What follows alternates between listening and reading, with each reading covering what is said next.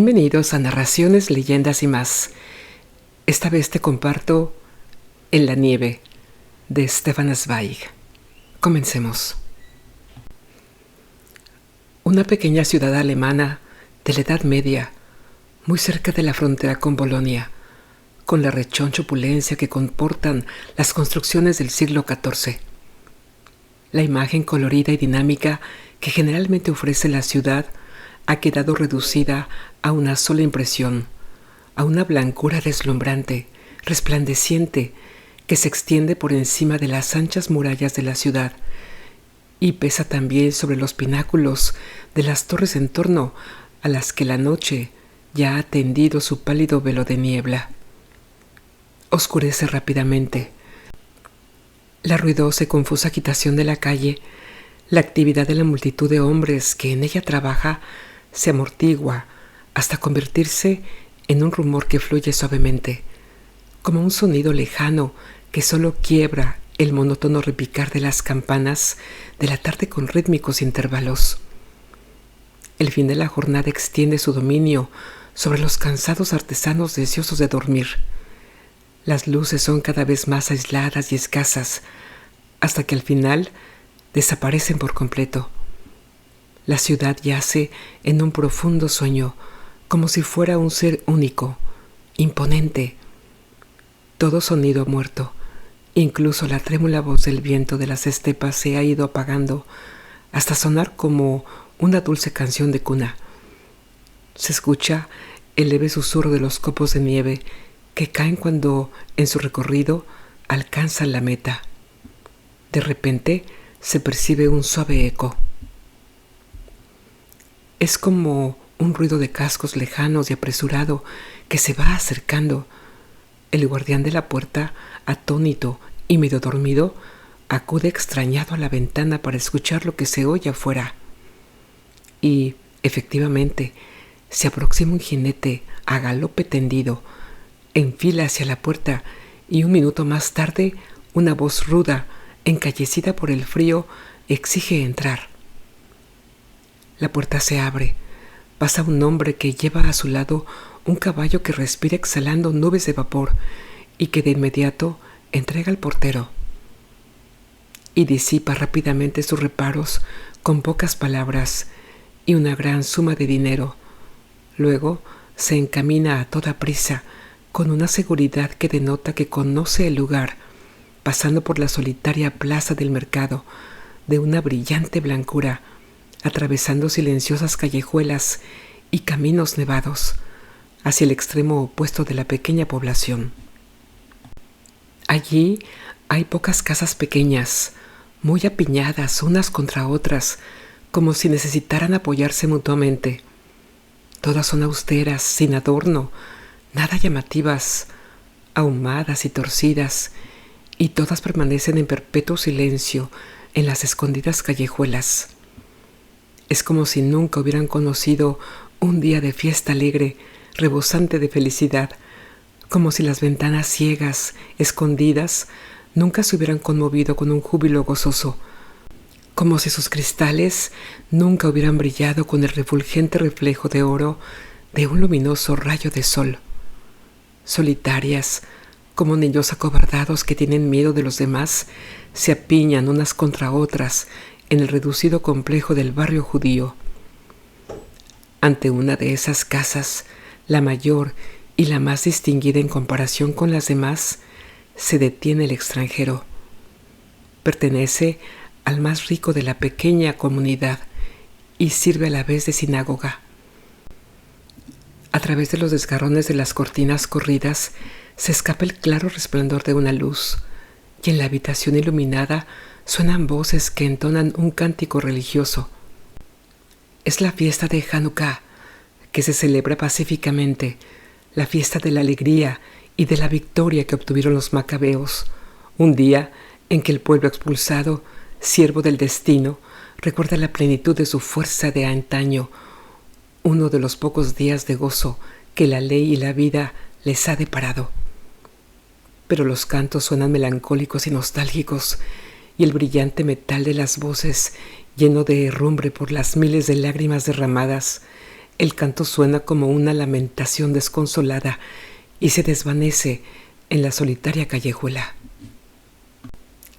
El extranjero permanece un momento ante la casa sin hacer nada, perdido en sus sueños y pensamientos, y un amargo llanto brota de su garganta que solloza cantando inconscientemente las antiquísimas melodías sagradas que se alzan de lo más hondo de su corazón.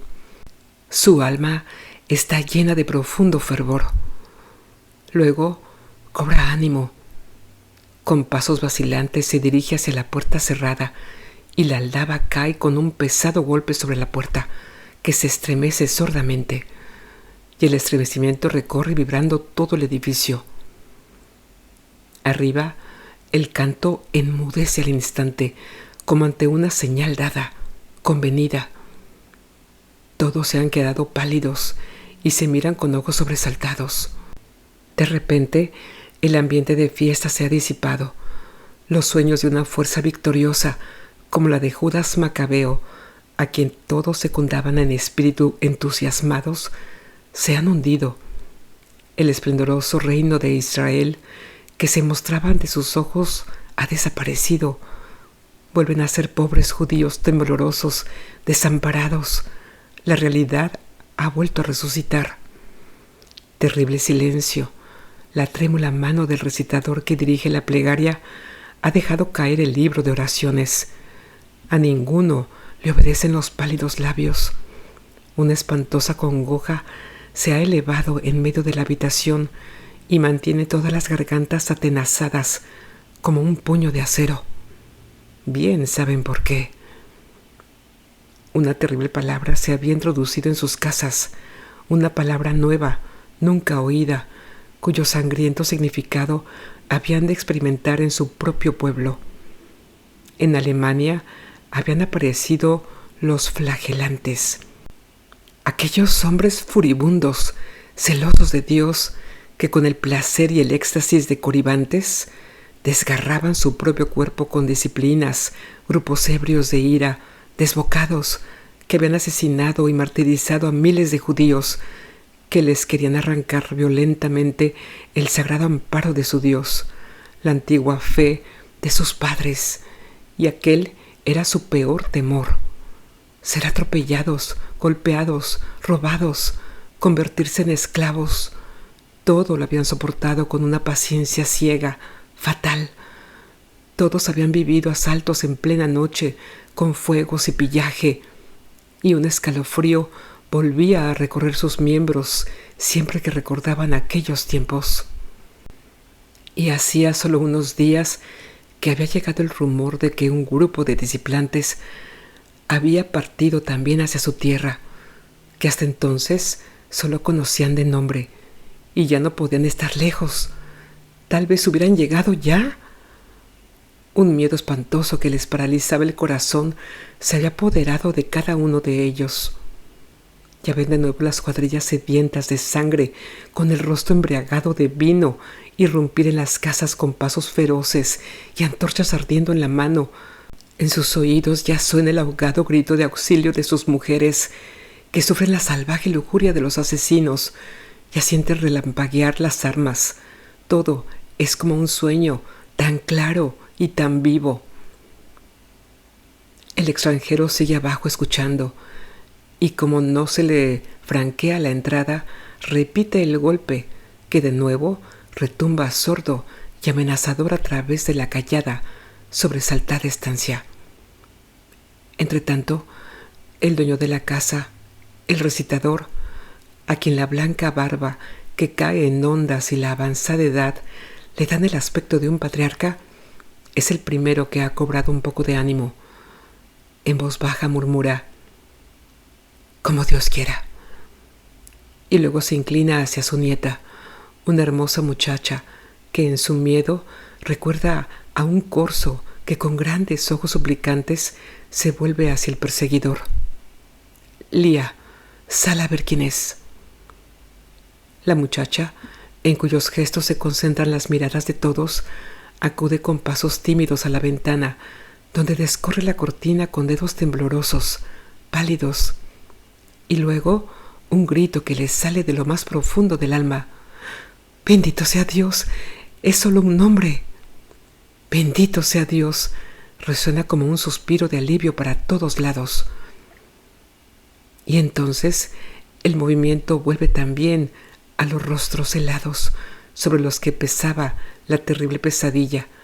Se separan algunos grupos. Unos permanecen en silenciosa oración. Otros hablan llenos de miedo e inseguridad sobre la inesperada llegada del extranjero, al que ahora se le permite franquear la puerta. La habitación entera está llena de un olor y un ambiente sofocante y opresivo por la leña y la presencia de tantos hombres, todos reunidos alrededor de la mesa, primorosamente arreglada para la fiesta, sobre la que se encuentra el emblema y el símbolo de aquella noche sagrada, el candelabro de 7 brazos, cada una de cuyas velas brilla pálida, nublando el aire al arder. Las mujeres lucen ricos vestidos llenos de adornos, los hombres sus ondeantes ropajes ataviados con las cintas de oración. Y la reducida estancia está penetrada de esa profunda solemnidad que solo la auténtica piedad puede dar.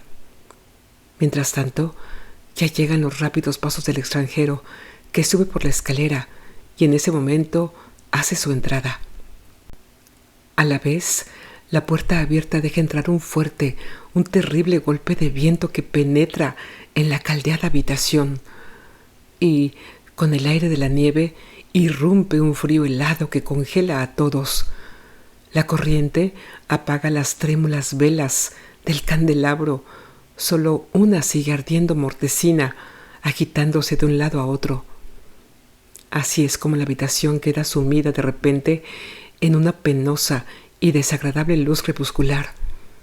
Es como si, de pronto, una fría noche quisiera abatirse sobre ellos, desprendiéndolos de las paredes. De golpe, la placidez, la paz, se han esfumado. Todos advierten el mal presagio que supone que se apaguen las velas sagradas, y la superstición hace que vuelvan a sentir escalofríos, pero nadie se atreve a decir una palabra.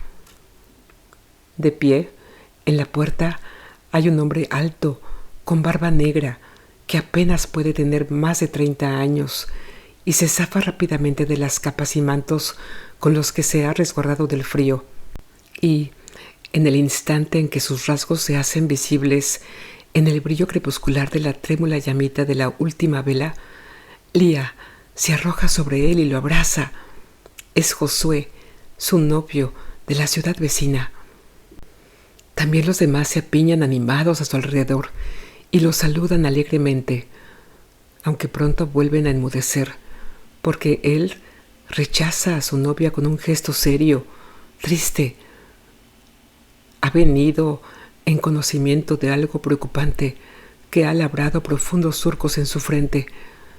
Todas las miradas se dirigen temerosas hacia él, que no puede sustraer sus palabras de la tumultuosa marea de sus sentimientos.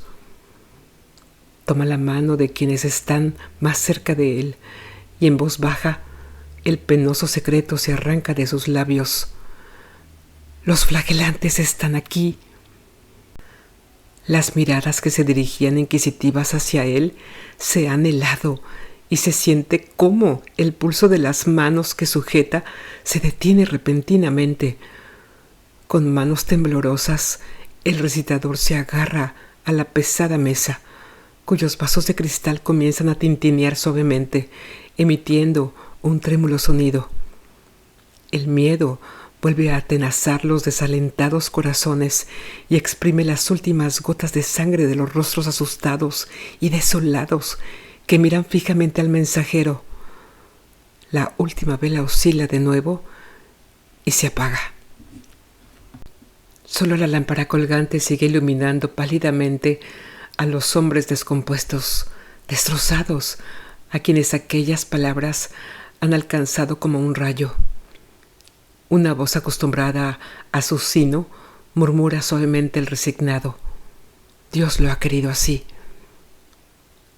Aunque el resto todavía está desconcertado, Pero el extranjero sigue hablando, desordenadamente, con vehemencia, como si él mismo no quisiera oír sus propias palabras.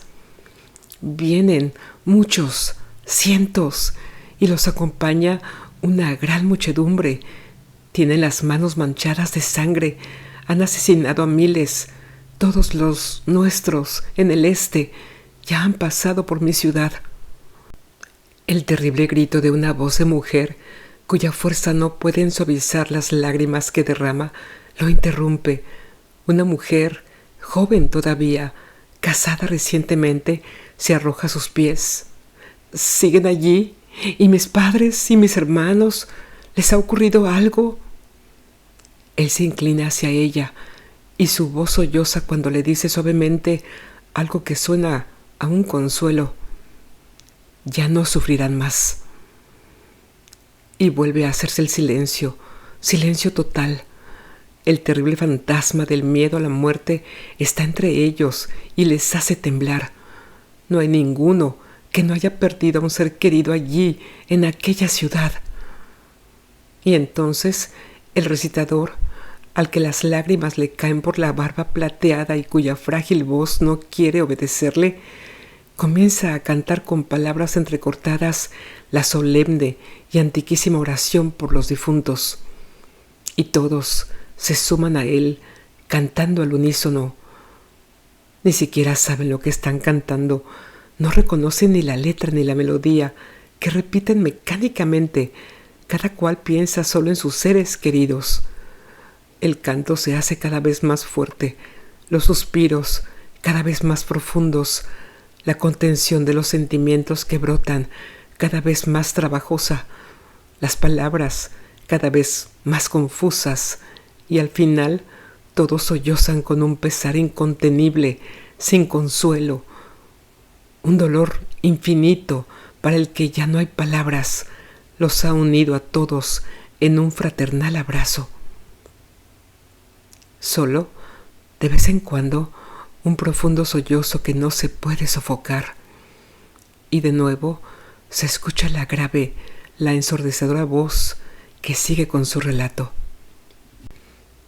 Todos descansan junto a Dios, no han dejado escapar a ninguno. Yo fui el único que pudo huir con la ayuda de Dios. Su nombre sea alabado, murmura todo el círculo con un instintivo sentimiento de piedad. Las palabras que salen de la boca de estos hombres rotos y temblorosos suenan como una fórmula gastada. Era tarde, regresaba a la ciudad de un viaje. El barrio judío ya estaba lleno de saqueadores. No me reconocieron. Habría podido huir, pero algo me impulsaba inconscientemente a ocupar mi lugar entre mi pueblo, en medio de ellos que caían bajo las armas que otros blandían en su contra. De repente llega uno cabalgando hasta mí, descarga un golpe, falla y se tambalea en la silla de montar. Y entonces, de pronto, se apodera de mí el impulso de vivir, la inexplicable cadena que nos une a nuestras aflicciones. Un arrebato me da la fuerza y el valor. Lo derribo del caballo, logro saltar sobre su corcel y me alejo en medio de la oscuridad nocturna hasta llegar a vosotros. He cabalgado un día y una noche. Se detiene un instante. Luego dice con voz más firme: pero basta ya de todo esto. Lo inmediato es: ¿qué hacemos? Y de todas partes llega la respuesta: huir, tenemos que huir, pasar a Polonia. Es el único recurso que conocen, la gastada, vergonzosa y sin embargo irreemplazable forma que tiene el débil de luchar contra el fuerte. Nadie piensa en ofrecer resistencia. ¿Acaso un judío debería luchar o defenderse? A sus ojos resulta algo ridículo e impensable. Ya no viven en la época de los macabeos. Han vuelto los días de esclavitud, los días de Egipto, que imprimieron a este pueblo el sello eterno de la debilidad y la servidumbre, y que ni siquiera los siglos, con su torrente de años, han podido borrar. Así que, a huir. Uno de ellos había querido hacer valer tímidamente la opinión de que se podía reclamar el amparo de los ciudadanos del lugar, pero la respuesta había sido una sonrisa despectiva. Su destino siempre había vuelto a los esclavizados hacia sí mismos y hacia su Dios. Ya no sabían confiar en una tercera instancia. Ahora se discutían todos los pormenores. Todos estos hombres que habían considerado como único objetivo de su vida acumular dinero, que veían en la riqueza la culminación de la dicha y el poder del hombre, estaban ahora de acuerdo en que no había que reparar en sacrificios para acelerar la huida. Toda posesión debía convertirse en dinero en efectivo, aún en las circunstancias más desfavorables. Había que procurarse coches con sus tiros de caballos y lo imprescindible para protegerse del frío. De repente, el miedo a la muerte había borrado lo más propio de su carácter como nación, de la misma manera que sus caracteres individuales se fundían en una única voluntad. En todos los rostros pálidos, cansados, los pensamientos se concentraban en un objetivo. Y cuando la mañana apagó la llama ardiente de sus antorchas, todo estaba discutido y cerrado. Con la soltura de un pueblo errante que ha recorrido el mundo, se adaptaban a las duras exigencias de la situación, y sus últimas resoluciones y disposiciones acabaron de nuevo en una oración. Y en medio de la dulce canción de los copos de nieve, que ya habían levantado altas murallas en las brillantes calles, un suspiro se extinguió a lo lejos. La gran puerta de la ciudad se cerró con gran estruendo tras el último coche de los fugitivos. En el cielo, la luna no iluminaba más que con un débil resplandor, pero su brillo plateaba las miríadas de copos que danzaban describiendo traviesas figuras, se escondían en la ropa, hacían chiribitas alrededor de los jadeantes hollares de los caballos y provocaban el rechinar de las ruedas, que solo se abrían camino trabajosamente a través de los espesos montones de nieve. En los carros susurraban suaves voces, mujeres que intercambiaban sus recuerdos de la ciudad natal, que hasta hace poco estaba ante sus ojos con una grandeza arrogante, segura de sí misma, con palabras que sonaban blandas, melancólicas.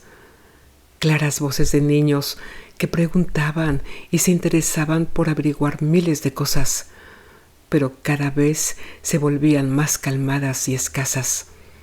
Y finalmente, con una respiración cadenciosa, se distinguían por su melodía del recio sonido de las de los hombres, que discutían preocupados el futuro y musitaban oraciones en voz baja.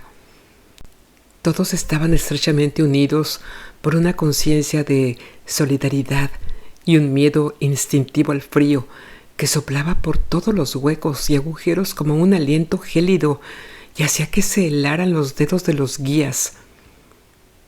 El primer carro se detuvo. Inmediatamente el resto de la fila se paró.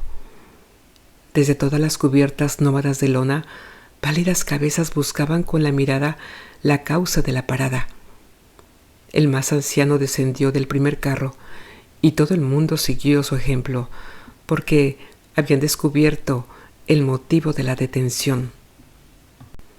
Aún no estaban lejos de la ciudad. A través de la blanca llovizna todavía se podía distinguir claramente la torre que se alzaba como una mano amenazadora en medio de la ancha llanura y de cuya cúspide partía un brillo como el de una piedra preciosa en el dedo de una mano con un anillo. Aquí todo era liso y blanco, como la superficie helada de un lago. Solo aquí y allá, alrededor de un árbol aislado, se mostraban pequeños montículos uniformes, bajo los que sabían que estaban sus seres queridos, que habían encontrado allí su lecho silencioso y eterno, expulsados y solos, como todo el pueblo, lejos de su patria. Profundo silencio, quebrantado tan solo por ligero sollozo, y lágrimas ardientes resbalaban por los rostros congelados, acostumbrados a sufrir y se convierten en brillantes gotas de hielo al contacto con la nieve. Todo miedo a la muerte pasa y se olvida al contemplar aquella paz profunda y silenciosa, y a todo sobrecoge de repente una nostalgia infinita, cuajada de lágrimas, que ansía rabiosamente la paz eterna, serena, de este lugar de bendición junto con sus seres queridos. Hay tantas cosas de su infancia bajo esta capa blanca, tantos recuerdos felices, una dicha infinita que jamás la volverán a vivir. Es algo que todos sienten, a todos los embarga la nostalgia de este lugar de bendición. Pero el tiempo apremia y los fuerza a partir. Vuelven a deslizarse dentro de los carros, estrechos y apretados unos contra otros, porque mientras que a la intemperie no notaban el frío cortante, ahora la gélida helada vuelve a subirles por el cuerpo, tembloroso y agitado, y hace que les castañen los dientes, y en la oscuridad del carro se cruzan las miradas con la expresión de un miedo indescriptible y de un sufrimiento infinito. Sin embargo, sus pensamientos recorren una y otra vez el camino de vuelta, marcado por los profundos surcos de los coches de caballos en la nieve, de regreso al lugar de su nostalgia, al lugar de bendición. La medianoche ha pasado. Los carros están ya muy lejos de la ciudad, en medio de las formidables llanuras que la luna inunda con su resplandor y que con los brillantes reflejos de la nieve parece envuelta en blancos, flotantes velos. Los fuertes caballos marchan trabajosamente sobre la gruesa capa de nieve que se pega tenazmente a los cercos de las ruedas. Lentos, casi imperceptiblemente, los vehículos avanzan dando sacudidas. Es como si a cada instante fueran a quedarse detenidos. El frío se ha vuelto terrible y la nieve cae como cuchillos de hielo sobre los miembros que ya han visto mermada gran parte de su movilidad. Y poco a poco se ha ido levantando también un fuerte viento que canta furiosas canciones y golpea los carros.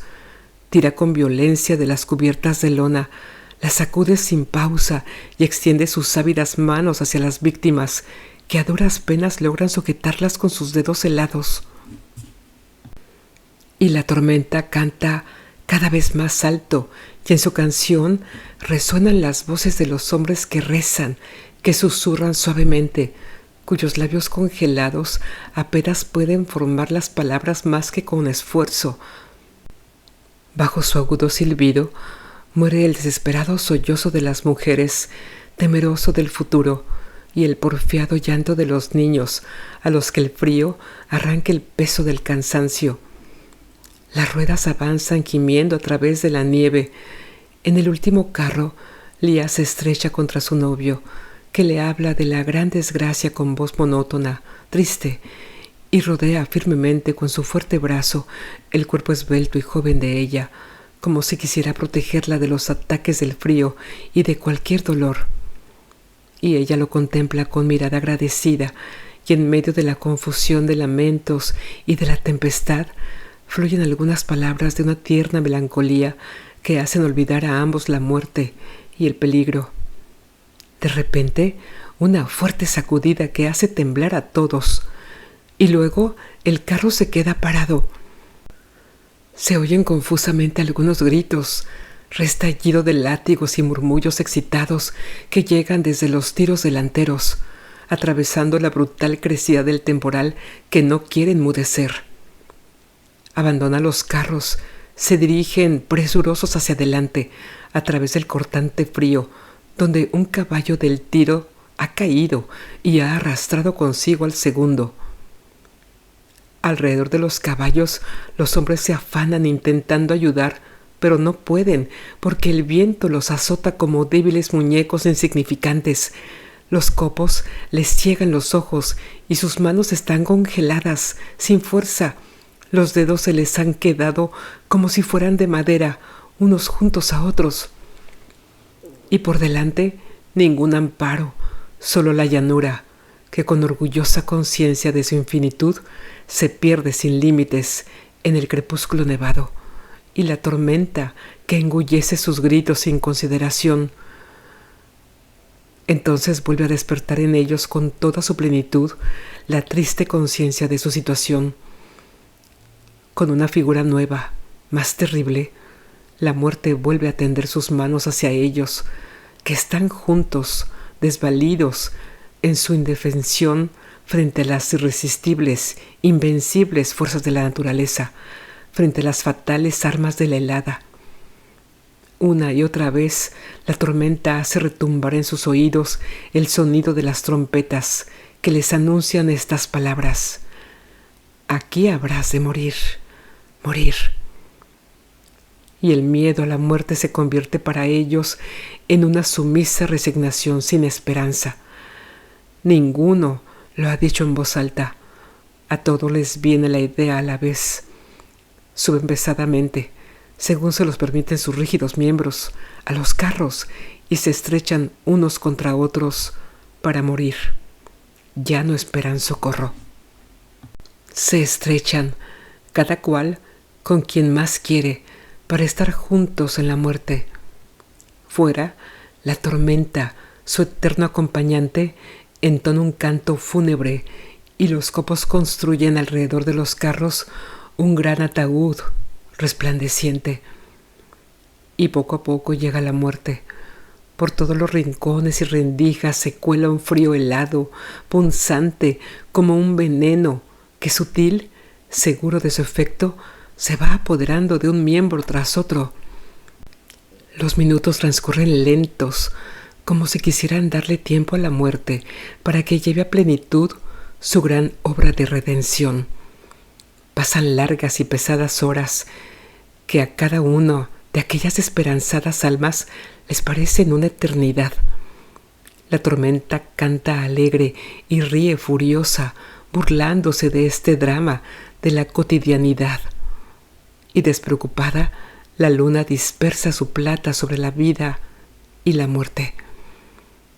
En el último carro hay una profunda quietud. Algunos ya están muertos, otros sumidos en el delirio alucinatorio con el que la congelación embellece la muerte. Pero todos están quietos e inanes. Solo los pensamientos se entrecruzan aún, confusos, como ardientes relámpagos. Josué tiene a su novia abrazada entre sus fríos dedos. Ella ya está muerta, pero él no lo sabe. Sueña que se sienta con ella en el aposento henchido de penetrantes aromas. El candelabro de oro flamea con sus 7 velas y todos vuelven a estar sentados juntos como antes. El brillo de la fiesta solemne late en los rostros sonrientes que pronuncian palabras y oraciones. Y personas fallecidas tiempo atrás entran por las grandes puertas, incluso sus padres también fallecidos, pero ya no se asombra, y ellos lo besan tiernamente y le dedican cariñosas palabras, y cada vez se acercan más, judíos, con trajes y vestiduras antiguas, propias de los antiguos. Y llegan los héroes, Judas, Macabeo, y todos los demás se sientan a su lado y hablan y son felices, y cada vez se acercan más. La habitación está llena de figuras, sus ojos se fatigan con el trasiego de personas que cada vez pasan con más rapidez y se cruzan unas con otras. Sus oídos zumban con la confusión de sonidos, zumban y palpitan al ritmo de los latidos de su corazón, cada vez con más ardor. Y de repente, todo queda en calma, todo pasa. Ahora el sol ha salido y los copos de nieve que todavía siguen cayendo brillan como diamantes. Y la vasta colina que se ha levantado en medio de la llanura delante de la noche, hecha con capas y capas de nieve, relumbra con el fulgor de las piedras preciosas. Es un sol fuerte, alegre, Es casi un sol de primavera el que de pronto ha empezado a lucir. Y, en realidad, la primavera ya tampoco está lejos. Pronto hará que todo vuelva a brotar y reverdecer, y retirará el blanco lienzo de la tumba de los pobres, perdidos, helados judíos, que nunca en su vida conocieron una primavera. Y así terminamos En la nieve, del gran escritor judío Stefan Zweig. Recordemos que Zweig se quitó la vida con su segunda esposa en Brasil, ante la certeza de que el nazismo se extendería por todo el mundo. Gracias y hasta muy pronto.